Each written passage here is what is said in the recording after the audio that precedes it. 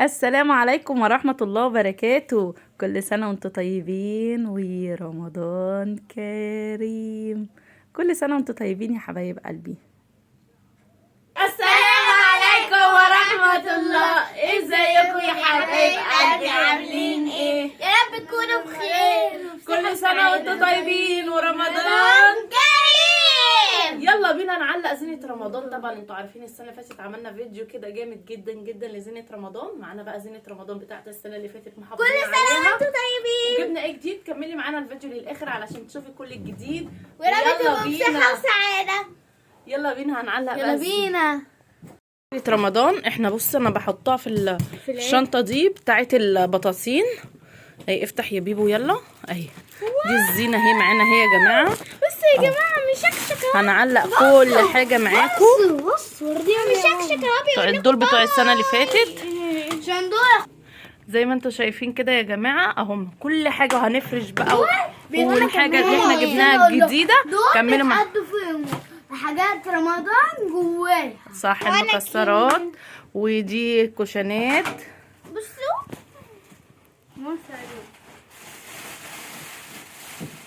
يلا بينا نعلق بقى الزينة. بسم الله. دي زينة.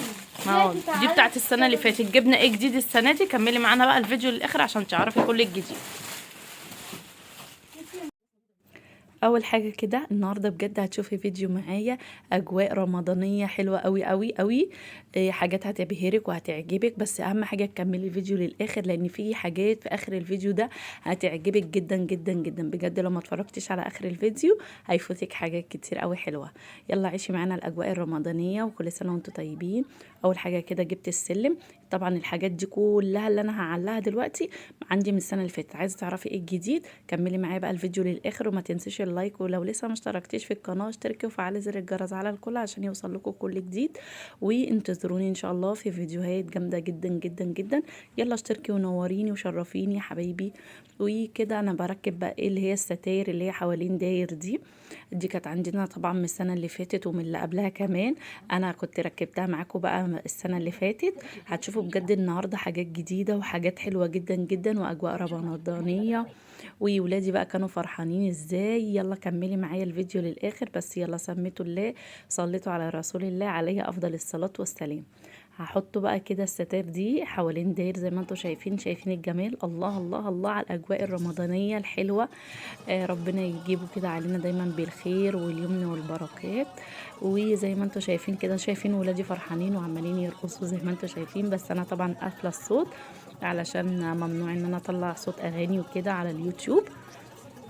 وزي ما انتوا كده شايفين بصي بنتي واقفه ترقص وولادي ومشغلين بقى الاجواء الرمضانيه الحلوه دي باغاني رمضان.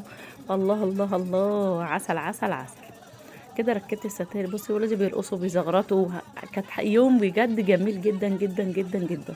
بس اللي انا عايزه اقول لكم احنا ما ركبناش الحاجه دي كلها كده في يوم واحد. احنا ركبناهم بصراحه على يومين لان انا كنت بعمل حاجات وكده. فمع تعب بقى الروتينات والتنظيف العميق والشقق وكده انتوا عارفين طبعا من لكم زي ما شفتوا معايا كده في الروتينات اللي فاتت.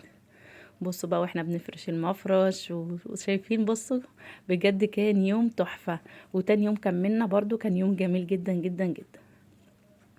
خلاص خلصنا. هنحط بقى كل الحاجات دي كده. طبعا شفتوها السنة اللي فاتت معايا طبق العيش والمفرش وبتاعة المناديل زي ما انتم شايفين. وهنفرش مع بعض بقية الحاجات الجديدة اللي احنا جبناها في فيديو المشتريات. النهاردة بجد فيديو شامل من اجواء رمضانية حاجات جديدة اشكال حلوة قوي هتعجبكم ان شاء الله. وبجد في نهاية الفيديو هيبهرك حاجات جميلة وهتعجبك جدا جدا. وهتشوفي شكل الزينة بجد في الاخر. كلمة رمضان كريم دي بجد تحفة قمر كده حاجة كده جميلة جدا جدا. انا كنت بجرب هحطها هنا او رحت حطها وموصلاها كده زي ما انتم شايفين. جميلة جدا ادت منظر على السفرة روعة روعة روعة زي ما انتم شايفين الجمال والحلاوة. رمضان كريم عليكم يا حبايبي. كده خلاص فرشت بقى ايه السفرة. لسه في حاجة كده وتكات هوريها لكم تاني على السفرة زي ما انتم شايفين كده. من طفيت النور وبوريكم كده الشكل. بصوا ولادي عاملين ازاي وبيعملوا ايه. بجد الكلمة دي شكلها تحفة تحفة تحفة. رحت بقى مطلعة المكسرات بالمرة وقلت ارصها قلت بقى ارصها وافرح برضو ولادي بيها واوريكم شكلها برضو وهي محطوطه كده في الفوانيس والهلال والنجمه زي ما انتوا هتشوفوا كده اهو. كده بحط بقى المكسرات، شكلها تحفه بجد. البتوع دول بيخلوا شكل المكسرات قمر قمر قمر. وزي ما انتوا شايفين كده برص المكسرات، بس طبعا اكيد مش هسيبها عريانه. هقول لكم انا هعمل ايه. يعني احنا بناكل وبعدين بعمل ايه فيها في اللي هيفيد بقى محطوط كده، لا مش هنسيبه طبعا عريان. وده القمر الديني اللي طالع جديد تحفه، طعمه حلو جدا جدا، وفي منه الصغير خالص برضو جايبه منه هتشوفوه دلوقتي معايا. كده برص اهو المكسرات والمحمصات والتكات والحركات. اوعي تنسي اللايك واوعي تقفلي الفيديو علشان تشوفي الحاجات الجديده اللي انا جبتها. في حاجات تانية تحفه هتعجبك جدا جدا جدا. يلا يا جماعه حطوا اللايك، حطوا اللايك يا جماعه. يلا اللي لسه مش عامل لي اشتراك اعملي اشتراك وشرفيني ونوريني، علشان ان شاء الله الايام الجايه هتشوفوا فيديوهات شكلها تحفه. بصوا شايفين الجمال يا جماعه؟ بجد الايام الجايه هتشوفوا فيديوهات حلوه قوي. شايفين القمر الدين اللي قلت لكم عليه دوت بالعلبه كده، ودول برضو القمر الدين اللي هو الصغير، ودي المشمشيه والقراصيه والتين والمكسرات والتكات والحركات. لسه هكمل بقى بقيه السفره، هقول لكم هحط ايه دلوقتي عليها تاني. بصوا شكل المكسرات اكيد مش هسيبها طبعا عريانه كده، هقول لكم بعد كده هعمل فيها ايه. كلمه رمضان كريم دي تحفه. دي بقى ايه المعالق اللي احنا، بصوا يا جماعه رحت جايبه الاسترتش ورحت لفه المكسرات عشان ما اسيبهاش عريانه او زي ما انتوا شايفين. ودي المعالق اللي انا جبتها بقى الجديده اللي وريتها لكم في فيديو المشتريات، برضو طلعتها وحطيتها كده على السفره زي ما انتوا شايفين. بصوا غلفت المكسرات بالاسترتش، ناكل ونغطيها تاني علشان ما تتسابش برضو ايه عريانه. وده كده كان شكل السفرة بعد ما خلصتها يا جماعة. يلا بينا بقى هندخل على الصالون. هنعمل ايه؟ هنعمل حاجات جامدة جدا في المطبخ، في الاخر هتشوفيها هتعجبك جدا جدا جدا. بصوا يا جماعة الشكل تحفة تحفة تحفة بجد، اجواء رمضانية جميلة. ربنا يجيبها علينا بالخير ان شاء الله، وكل سنة وانتم طيبين. ويلا بينا بقى نبتدي في الصالون ونسمي الله ونصلي على رسول الله عليه افضل الصلاة والسلام. طبعا الستارة دي اللي احنا ركبناها مع بعض السنة اللي فاتت، برضو دي مش جديدة، دي جايباها من السنة اللي فاتت. واللي لسه متفرجش على الفيديو بتاع السنة اللي فاتت يتفرج عليه، برضو فيديو جميل جدا جدا. تعيشي كده في اجواء رمضانية حلوة زي ما انتوا كده شايفين. رحت مركبه الستاره، شكلها حلو قوي لما بتتحط على ستاير او على حيطه، بتبقى شكلها شيك قوي تحفه، بتحسسك بجد بجو رمضان زي ما انتوا كده شايفين يا جماعه. وابني كان فرحان بيها اول ما نورت زي ما انتوا شايفين. رحت بقى حاطه المفرش بتاع رمضان، حاطين فانوس رمضان زي ما انتوا كده شايفين، المفارش بتاعت رمضان، الكوشنات، الحاجات التحفه القمر دي.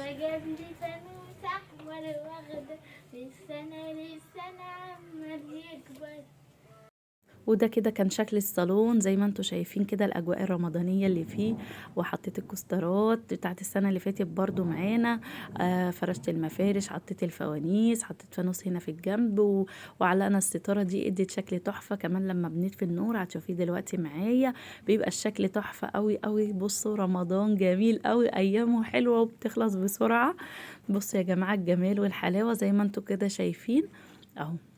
شايفين كده الصالون بعد ما طفيت كمان النور مع السفرة مع كلمة رمضان كريم زي ما انتوا شايفين بوريكم، مع الستارة مع الفوانيس والمفارش. بجد أجواء رمضانية جميلة جميلة جميلة. ربنا يجيبه علينا دايما بالخير كده يا رب يا رب، اللهم امين على الناس كلها يا رب. ايوه يا بيبو. وهنا ابني بقى بيفرش رمضان كريم. جدع. يلا فرشه حلو، شدوا عليك شويه عشان طويل. ايوه كده اهو مكتوب عليه رمضان كريم. رمضان هل هلالك.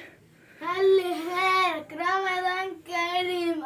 يا جمالة فوانيس والعة ايوه لمبة وشمع. رمضان كريم رمضان كريم زي العالم رمضان كريم حوي ايوه وكمان وحن ايوه رحت فين يا شعبان ايوه. كده بقى دخلت معاكم على المطبخ. يلا بقى نعمل ايه هقول لكم. شايفين طبعا البوتاجاز زي الفل وما فيهوش اي حاجه، بس انا قلت ايه طالما هفرشه كده اخده كده ايه تلميعه كده على طول على السريع زي ما انتم شايفين. هو زي الفل طبعا ولسه عامله له تنظيف عميق والعيون زي الفل وكل حاجه زي الفل. فجبت الفرش بتاع البوتاجاز دوت اللي هو الألمونيا التقيل، مش الخفيف دوت يا جماعة. بحبه يعني، مش بأقلم نفسي يا جماعة على حاجة معينة، ولا على ان انا ابقى مخليه مفروش او مش مفروش. لا، ساعات بحبه مفروش، ساعات بسيبه كده، يعني مش شرط ان انا افرشه. بس انا قلت افرشه كده مع الاجواء الرمضانية، هيبقى شكل حلو قوي. فرشته من قدام زي ما انتم شايفين، طبعا شفتوها معايا قبل كده في الفيديوهات بفرشه ازاي. وكده فرشت البوتاجاز. يلا بينا بقى ندخل على الرخامة، هوريكي هعمل ايه دلوقتي في الرخامة وهعملها ازاي، واستفادي بجد من المقطع اللي جاي ده. اول حاجه كده صبنت الرخامه، برضو شايفين هي اصلا نضيفه وزي الفل، بس انا انتوا عارفين بقى زياده نظافه كده. وابني كان واقف بقى بيساعدني. احنا كده تاني يوم على فكره، احنا مش في نفس اليوم، ما قدرتش طبعا اكمل، لان زي ما قلت لكم كنت بعمل روتينات وحاجات. ده بكره استريتش، ومعايا دوت الرول اللي احنا جبنا برضو منه السنه اللي فاتت وفرشناها مع بعض. اول حاجه كده علشان الرول دوت ما يمسكش معاكي في الرخامه، حطي تحتيه استريتش وسيبي بس الحروف هي اللي معلهاش استريتش، بحيث ان هو يلزق على الحروف بس، فلما تيجي تشيليه يبقى سهل عليكي. بجد الفكره دي تحفه، انا عملتها معاكم السنه اللي فاتت. بصوا حطيت الاستريتش على الرخامه كلها، وخليت بس الحروف هي اللي معلهاش استريتش، بحيث ان الورق يمسك على الحروف بس، علشان لما بتيجي تشيليه بيبقى لازق جدا فما بتعرفيش تشيليه.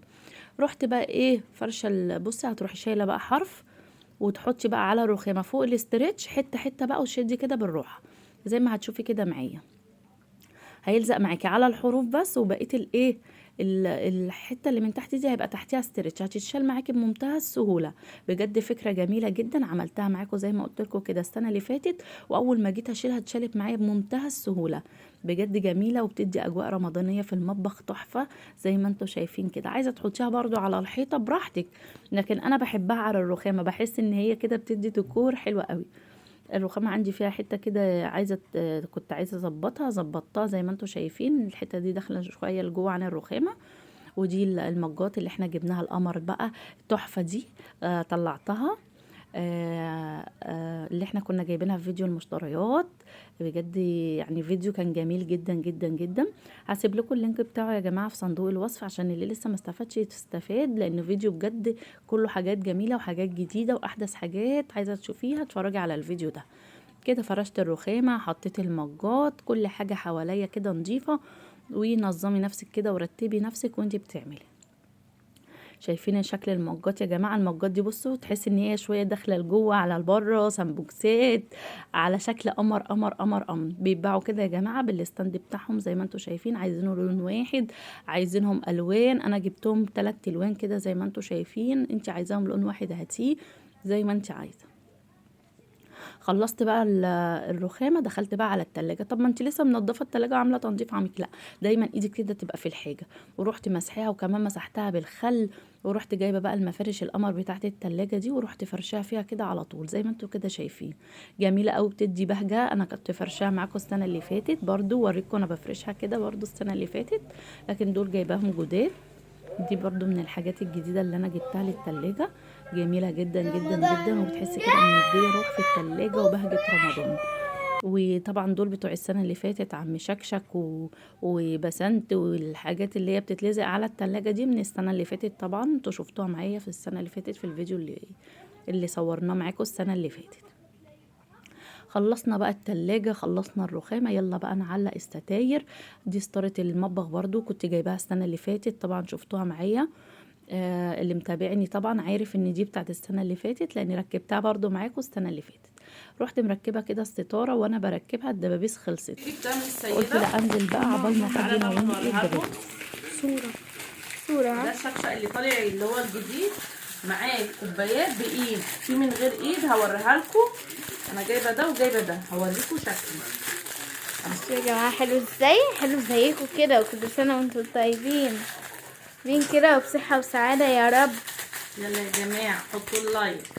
شفتوا الحاجات الحلوة دي دي لازم تعالي هنا يا ميس. الله يا حلوة. شايفين يا جماعه؟ ومعاه بصوا الكوبايات بتاعته ليها ايد. بصوا يا جماعة تيجي تشربي كده، في اللي من غير ايد وفي اللي بايد حطيهم كده حواليه اهو، عشان الناس تشوف حلو. شايفين يا جماعة الحلاوة؟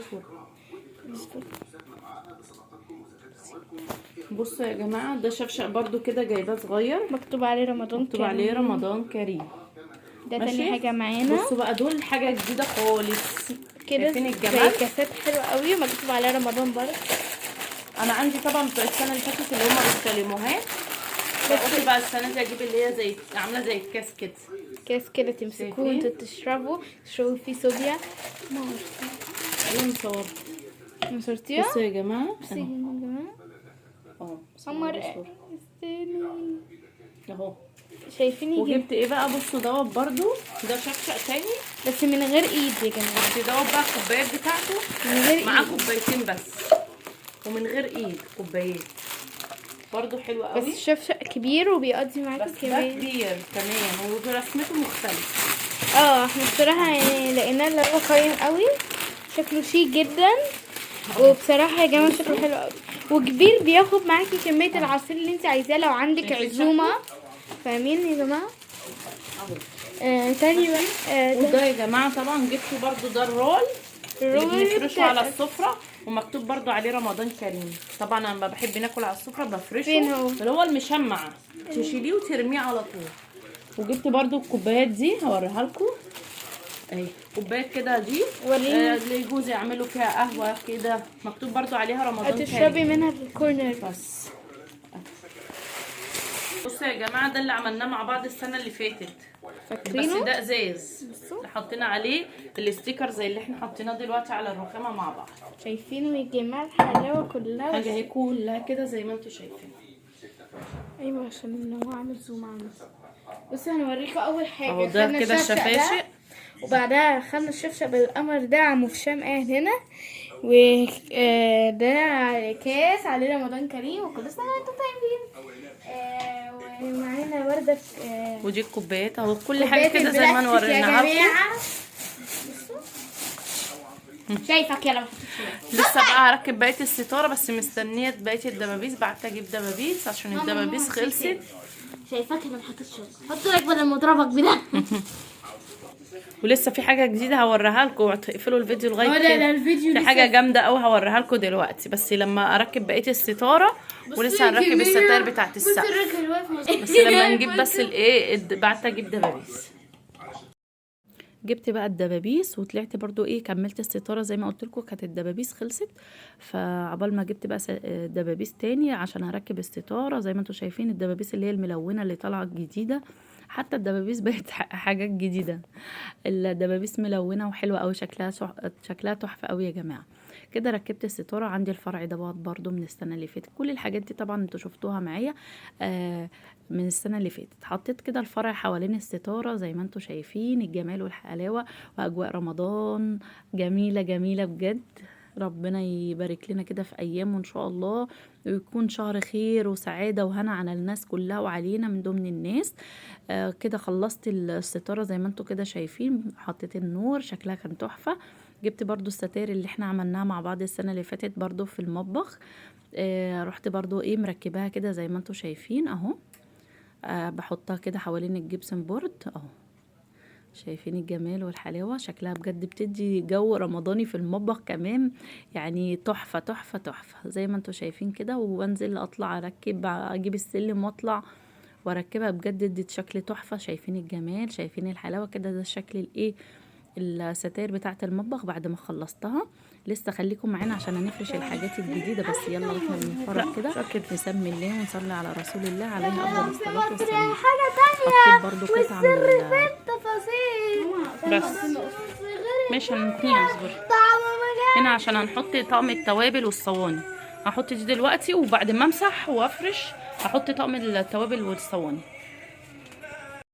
هنا بقى رحت جايبه الجردل، حطيت فيه شويه ديتول، ورحت مسحه الارض كده مسحه حلوه. ريحتها كده تبقى جميله، مع اننا احنا لسه منضفين ومسحين، بس برضو انتوا عارفين بقى زي اكيد دي المشايه اللي احنا جبناها مع بعض. بصوا يا جماعه انا اللي مختراها اهي. المشايه دي جميله قوي، هتدي منظر ديكوري في المطبخ تحفه تحفه تحفه زي ما انتوا كده شايفين. بصي خليه يمسكها هنفرشها بقى على الارض كده، هتدي منظر تحفه تحفه تحفه. فريش. مكتوب عليها رمضان كريم. تعالي كل سنة اصور. وانتم طيبين يا جماعة، كل يلا سنة فريش يا وانتم رماس. بصوا يا طيبين جماعه دي ورمضان المشايه كريم اللي بقول عليكم لكم وعلى عليها. الناس كلها. مكتوب اوعي عليها تقفلي رمضان الفيديو كريم. لغاية خديها كده، بقى لسه كده يا هتشوفي رماس. كل التكات والحركات والجديد كله يلا يا رماس هتشوفيه فريشها ان كده. شاء بس. الله. لسه في أهي يا بقية جماعة. الفيديو في حاجات جديدة وحاجات شكلها جميلة تحفة. جدا هتعجبكم زي ما انتم شايفين يا جماعة. ولادي كانوا فرحانين قوي قوي قوي بيها، شايفين اهو. كده بقى ايه، جبت طقم التوابل زي ما انتم شايفين اللي احنا كنا جايبينه برضو في فيديو المشتريات اللي انا هسيب لكم اللينك بتاعه في صندوق الوصف. وجبت الصواني بقى بتاعتي دي ورحت حطاهم حاطه الصواني وحاطه قدامهم كده طقم التوابل. وده كده كان شكل المطبخ بعد ما خلصته. هفرجكم بقى عليه وعلى جماله واجواءه الرمضانيه الحلوه القمر التحفه. دولت طبعا بتوع العصاير والشفاشق بتاعت السنه اللي فاتت. وزي ما انتم شايفين كده ده شكل الرخامه اللي احنا عملناها مع بعض. الستاره بتاعه المطبخ، الاجواء الرمضانيه الجميله الجميله الجميله دي القمر اهو. طبعا هوريكم دلوقتي دي العلب اللي احنا عملناها مع بعض السنه اللي فاتت. حطيتهم كده بس عشان اوريكم كده في التصوير وشكلهم عامل ازاي. يلا بينا بقى هنشوف ايه الجديد وايه التكات وايه الحركات. بس يلا كملي معايا الفيديو للاخر. وطبعا دي المريالة بتاعت السنة اللي فاتت بتاعت رمضان برضو جميلة دي القمر. زي ما انتوا كده شايفين ده كده شكل المطبخ بعد ما خلصناه وزيناه وكل حاجة كده بقت تمام. حتى التربو دي بتعمليها بنفس طريقة الرخامة، عاملاها بنفس الطريقة اهو.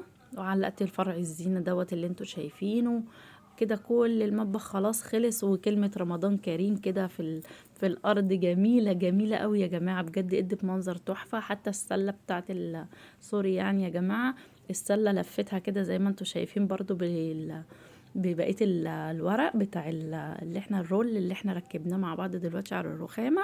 حطيت حتى حوالين السلة. وكده خلاص دخلت بقى على البلكونة. ورحت بقى ايه، كنت جايبة اللوند اللي هي اللي بتلف دي.